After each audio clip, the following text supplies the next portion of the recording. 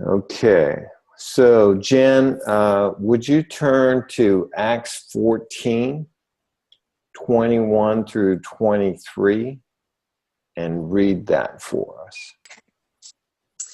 So Acts 14:21 through 23 Mm-hmm. says, "And when they had preached the gospel to that city and made many disciples, they returned to Lystra, Iconium, and Antioch, strengthening the souls of the disciples, exhorting them to continue in faith, and saying, we must, through many tribulations, enter the kingdom of God.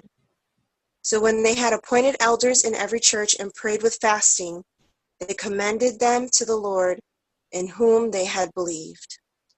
All right. So when you look at that passage, this is the first missionary journey. Let me pull up a map for you all to see here.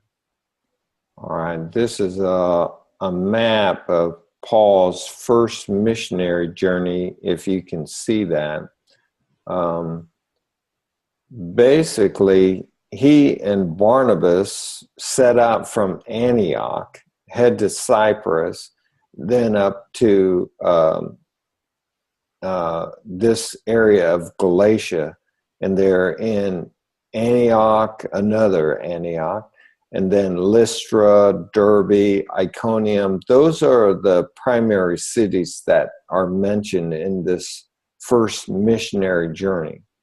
Now, when we read this passage, Paul and Barnabas make their way through all these cities, preaching the gospel, making disciples, and then they're going to do something on the way back. What are they going to do on the way back through these cities? It sounds like they're going to go back to strengthen and exhort those Okay. disciples. Strengthen disciples, right? So they're going to go back and keep building on the foundation that they've already established. Good, Andy. What else are they going to do? Or did they do? Well, I appointed elders in every church. Ah, okay, good. So they're going to appoint elders. Now, here's a question for you. Which came first, the church or the elder? You have to be the church. Yeah, there you go. And that's a key point of understanding when we're planting churches, that the church identity comes before church function. And so we're planting churches that are growing into health. A lot of times what we do is we withhold the identity from the church. We don't call it church until they have accomplished X, Y, and Z. And so what we see in the New Testament is disciples are made, they gather together and form into church, and then the church grows into health. And elders or leadership is a very important component to the church's health. But its identity is not withheld just because it has not performed that function. Okay? So when we look at church function, let me show you another diagram here. This is a diagram of the church circles. So I'm going to zoom in on this church right here. Can everybody see that? Yep. Okay. Yeah. So this church right here is actually, we'll just say that this is a church, then we're meeting. And right now it's meeting on, its name is the Saturday AM crew. Its leader is Chuck Wood, and it started in January, and there are 6 believers, 6 in attendance, 6 believers, 6 baptized, and we don't know how many baptizers there are. But the point that I want you to see about this church is its functions. So this would be their baptizing people. This would be their loving people. They're giving. They're worshiping. They're in the Bible. They're sharing the gospel. They're praying. And they have some kind of discipleship. Now, on the outside is communion. This church has not taken communion yet. And they have no appointed leader or elder. So even though these 3 things have not been done by the church, we're still going to call it church. But in order for this to be a healthy church, what do they need to do? A healthier church. Well, they need to start doing the other elements. Mm-hmm. Right. So need to start practicing the Lord's Supper, right? Mm-hmm. Need to start giving, and they need an appointed elder. Now, Paul and Barnabas were part of the apostolic team that went around planting churches. Who did they want the elder of those churches to be? Did they want to be the elders of all those churches? No, they want to have someone from inside. Okay, so they want to bring up a leader from the, like Bob says, the local folk, right? We're going to not only reproduce disciples and churches, but we're also going to we're going to develop and equip leaders for the church. And so now this is kind of backwards from the way we do it today. How do we do it today? What do we do? We have leaders first, and then they gather people to them. Okay. Yeah. And everyone has to have a assigned role and position. Okay. What's another way that we do this? Okay. Get a team, then church. Okay. And so generally speaking, and there's nothing wrong with it. It's just not following a biblical model of planting a church among the lost. Generally speaking, today's model is you start with a team, like Bob said, a launch team of existing believers, and then you have an appointed leader of the launch team, and then they go and plant a church.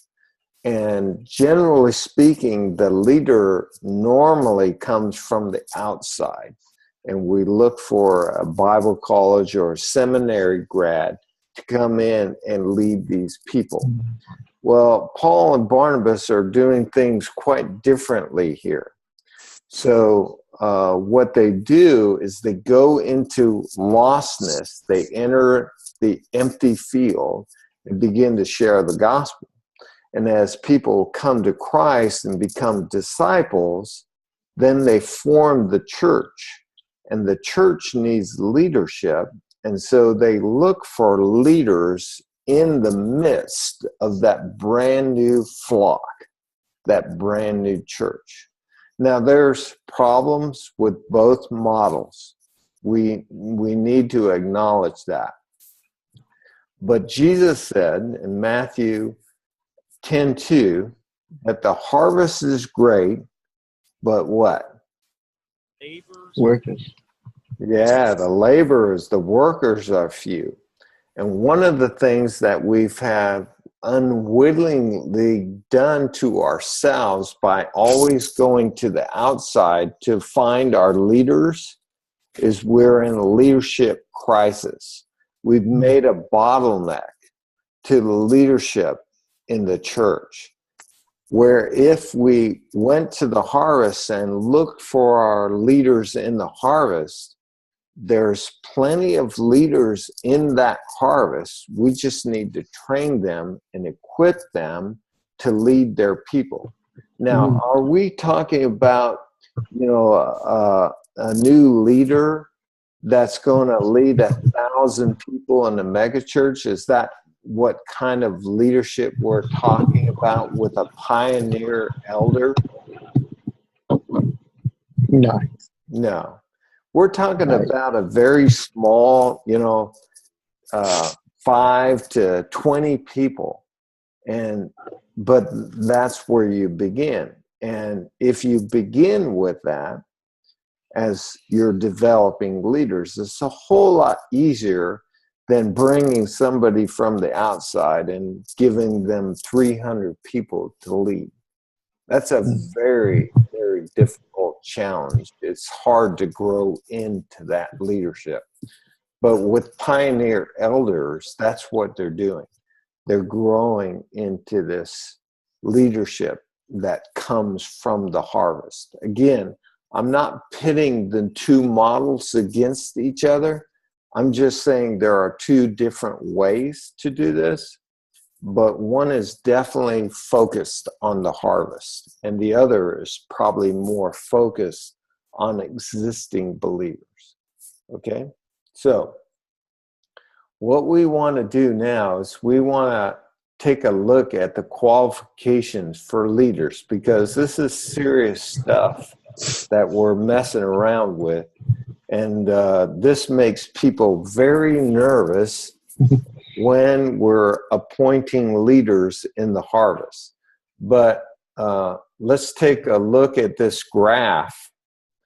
How long was the first missionary journey? Does anybody know? Here it is in the timeline.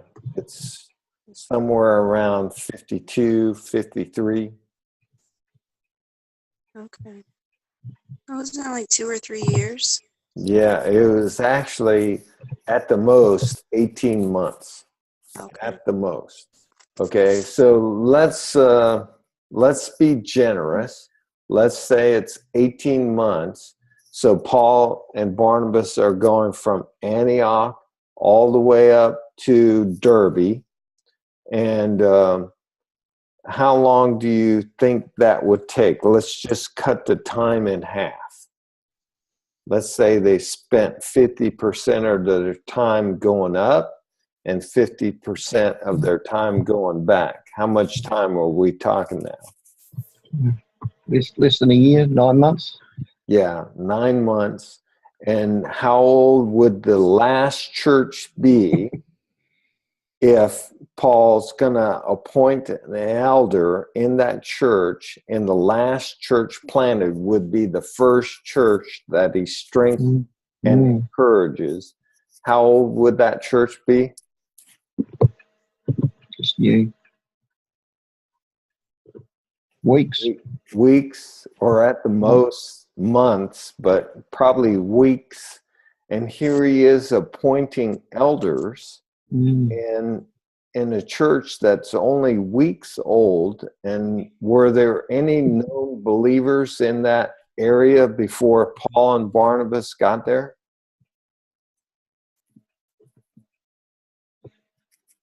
No, I don't believe so. No. Probably not. Yeah, this is brand new territory, right? And so all the believers, all the disciples in this church came out of the harvest. And now Paul is appointing elders in this church. And the most extreme case is the first church that he goes back to. So in a matter of weeks, he's appointing elders in the church.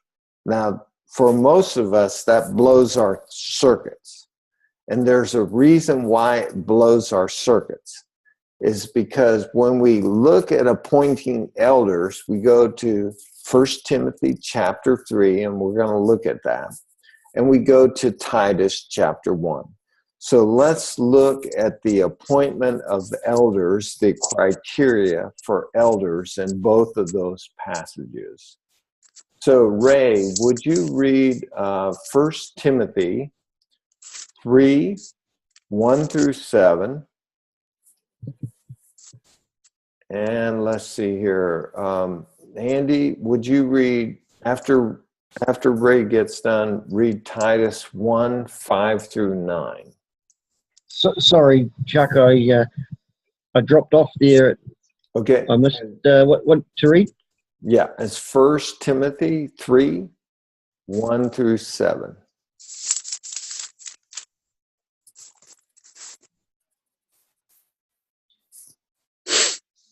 This is a trustworthy saying. If someone aspires to be an elder, he desires an honorable position. So an elder must be a man whose life is above reproach. He must be faithful to his wife. He must exercise self-control, live wisely, and have a good reputation. He must enjoy having guests in his home, and he must be able to teach.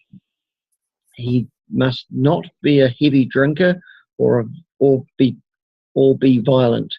He must be gentle, not quarrelsome, and not love money. Okay, so what are the qualifications, the character traits that we want to see in an elder from the 1 Timothy passage? He's an honorable person. Okay, Well, they are. good. Must be sober-minded. Okay, good.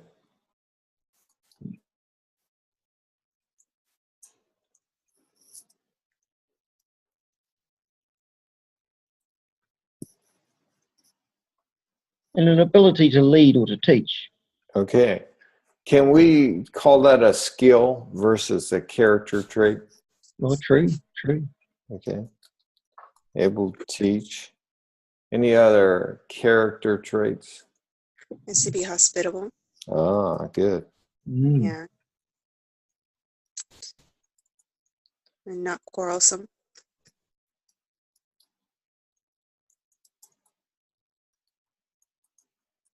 Okay. What does it say about his age in the Lord? Not a novice.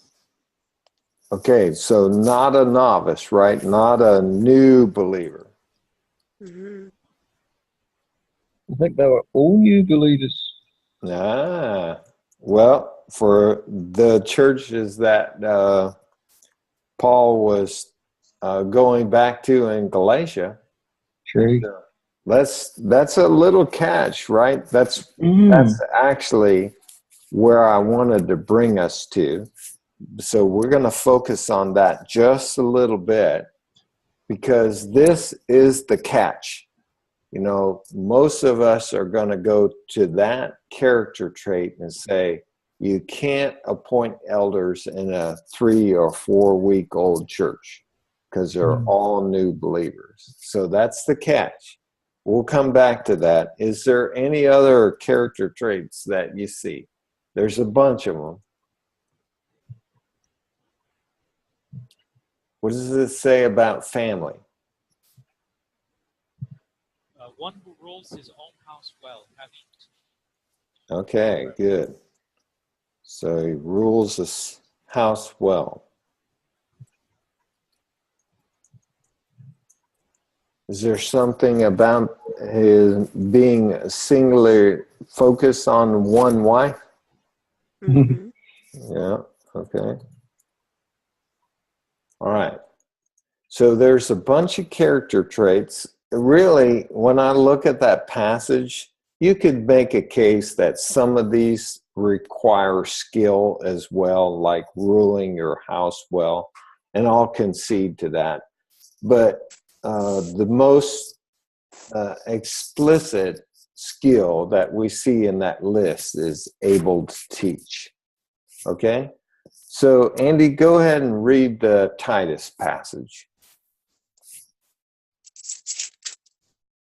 This reason I left you in Crete, that you should set in order the things that are lacking, and appoint elders in every city as I commanded you. If a man is blameless, the husband of one wife, having faith children, not in participation in subordination. For this must be blameless as a student of God, not self-willed, not good-tempered, not given to wine, not violent, not greedy for money, but hospitable, a lover of what is good, kind, just, absolute, self, holding fast the faithful word as he is taught, that he may be aided by sound thought and word and faith of God. Okay, so what are some of the character traits that we saw in that list? Chuck, what were the verses again in Titus? Yeah, I'm sorry, I'm having a hard time hearing Randy through. no problem. It's Titus 1, 5 through 9. Okay. Well, some of those traits are the same. Right? Husband of one wife. Okay. Right. Not quick-tempered. Mm-hmm. In this case, they added not self-willed. Okay.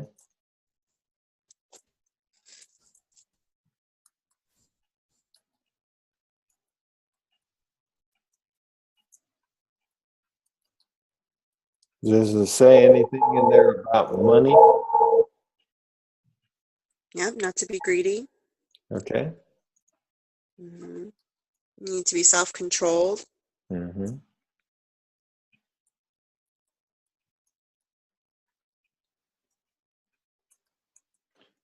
Good. What is missing in this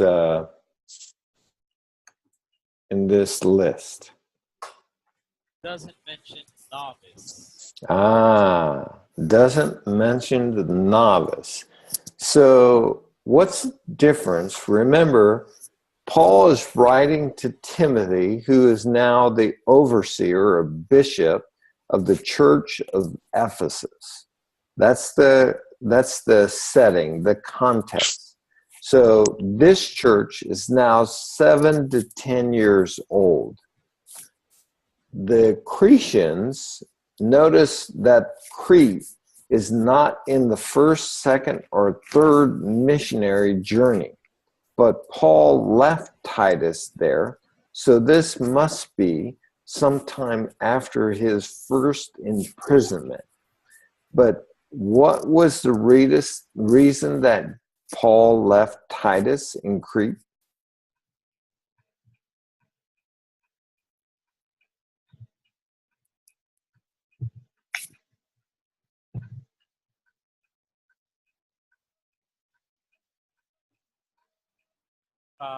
Set things in order that are lacking and appoint elders in every city as commanded. Yeah. So he left Titus there to appoint elders in every city. Now, is Titus appointing elders of cities or elders of churches in cities?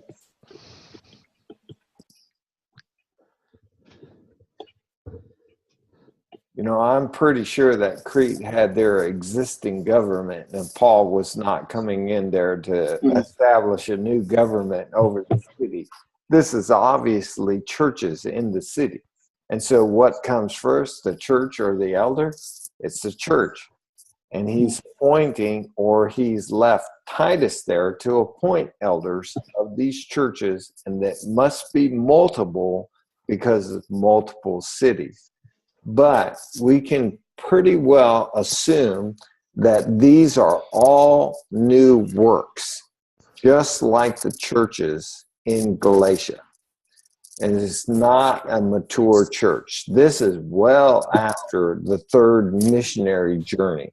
So this is probably part of the fourth missionary journey that we don't have any documentation on in the book of Acts, but we have the epistle of Titus to show us that Paul did go to Crete and there were churches there, and he left Titus to appoint the elders.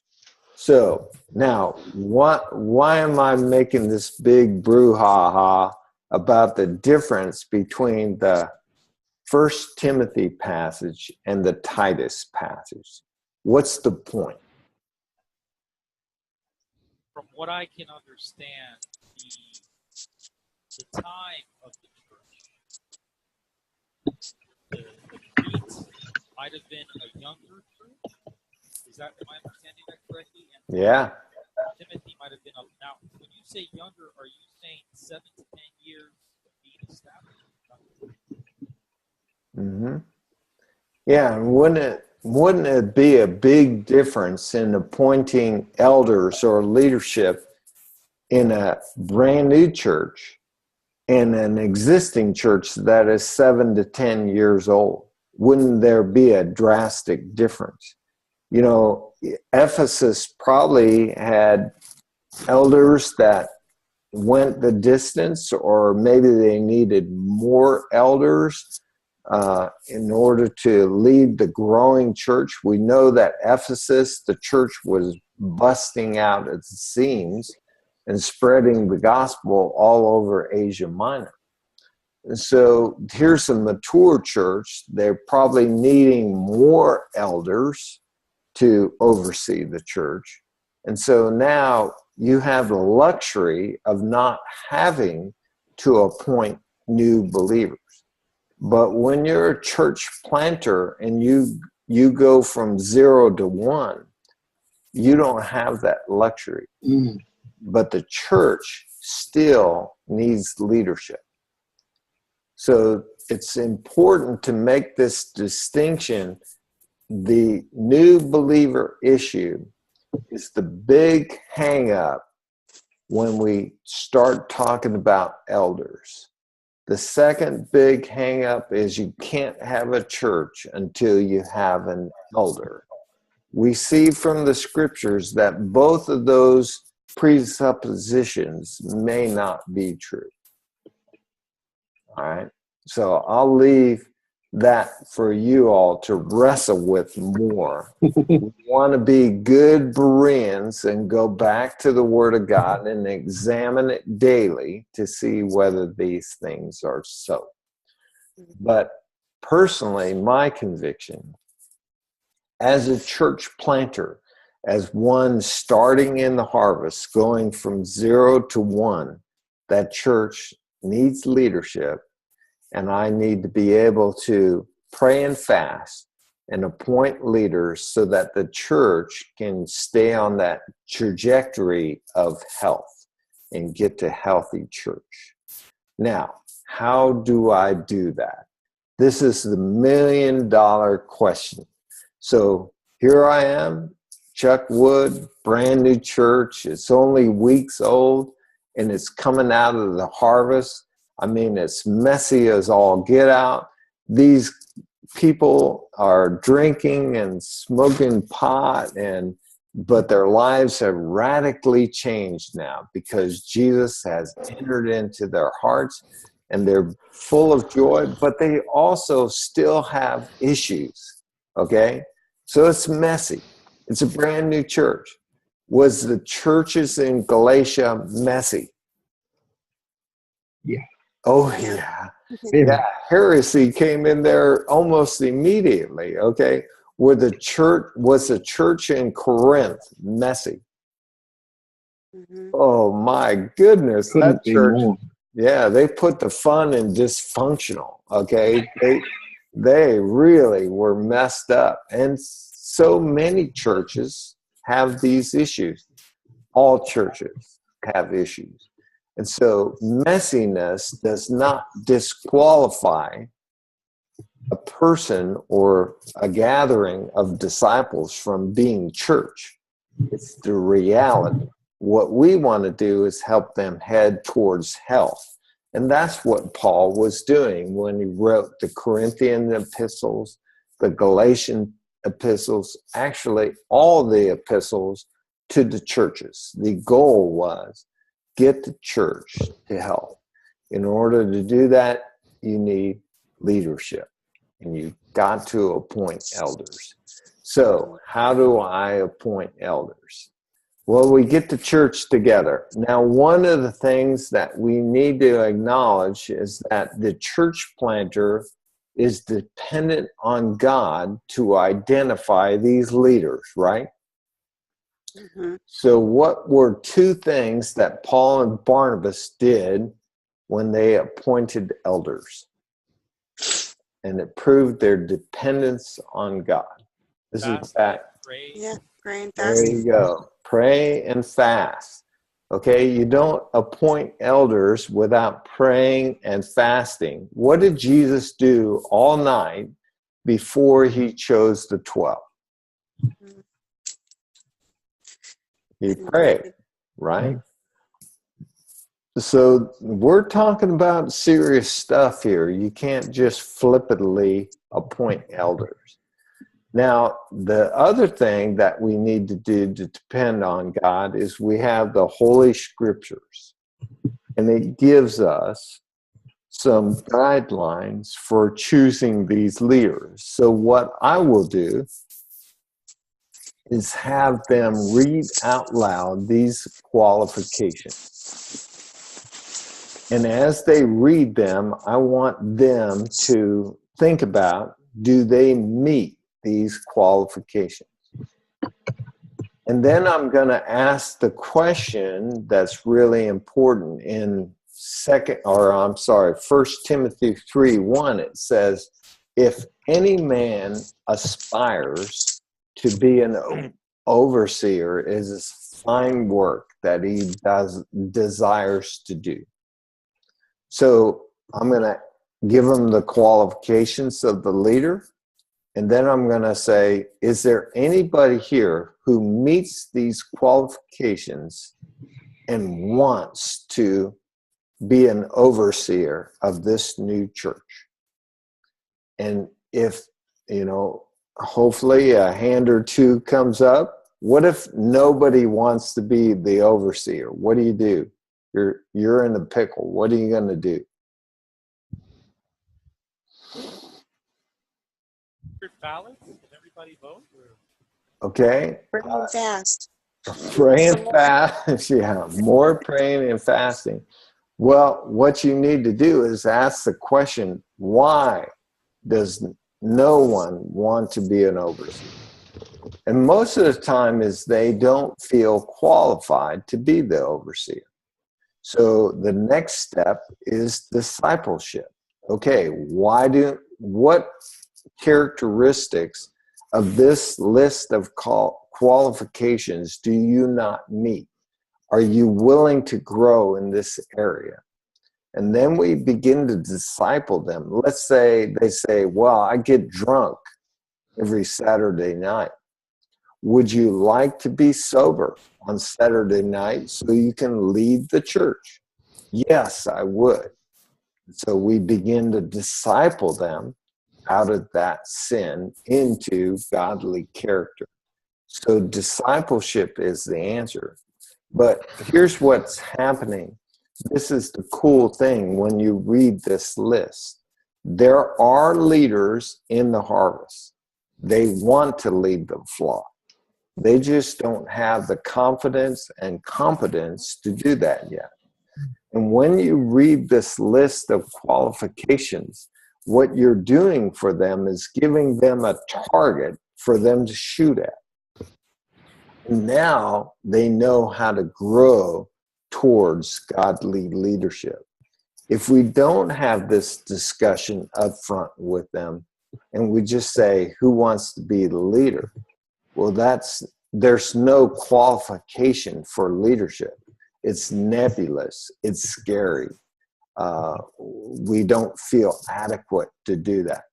Now, there may be some men in that church that are completely godly character. We've seen them, men and women that have not received Christ, but they're loving, they have integrity, and they have sound character. It's not that everybody is run amok. It doesn't mean that they don't have sin in their life, but there are men and women out there that don't have Christ that have godly character. And so some of those folks will meet these characteristics pretty quickly. All right. But if they don't, what's the answer? to get them there? Discipleship. Discipleship. Discipleship. All right, good. Now, I'm not going to do this in a vacuum either. I'm not going to say, okay, I'm the big kahuna. I prayed, I fasted, so you, Joe, you are now the elder. I want to get input from the flock, because who knows each other better? Me as the apostle, the apostolic coming in, planting the churches, or them and their relational network? Yeah, them. And so if Billy Bob says, I want to be the elder, and I meet the qualifications, then the church says, sit down, Billy Bob, you don't even come close. Well, we're going to defer to the church on that, right? So it's not like we have this unilateral decision-making policy as the apostolic implant. We need feedback from the church. So how are we going to appoint elders? We pray, we fast. We read the qualifications of the elders together. We ask the question, does anybody meet these qualifications and want to oversee the church? And then we ask the church, okay, Joe and Sam said they want to oversee the church. Church, what do you think about that? Do they meet the requirements to oversee the flock? And will you follow them? And once we get done with that, more prayer, more fasting. And then we commit that church to the Lord.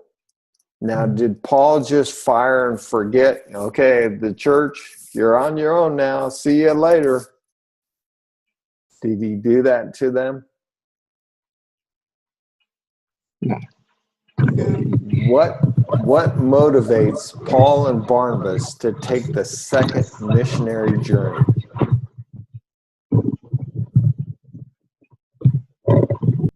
Anybody know?